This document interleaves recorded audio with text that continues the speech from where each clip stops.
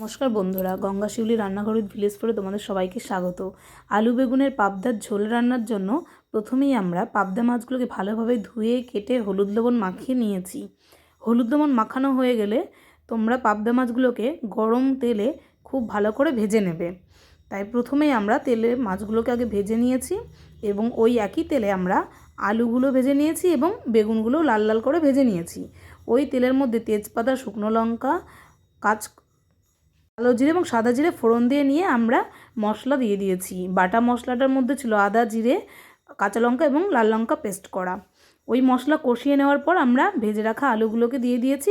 এবার আমরা গরম জল ঢেলে দিয়েছি ঝোলের জন্য।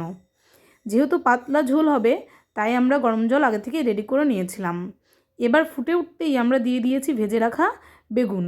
এবার আমরা ঝোল ফুটে উঠলেই দিয়ে দেব মাছ, আর মাছ দিয়ে দিলেই কিন্তু আমাদের রান্নাটা সম্পূর্ণ কমপ্লিট।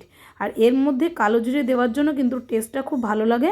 লাস্টে আমরা দিয়ে নেব গুঁড়ো গরম মশলা।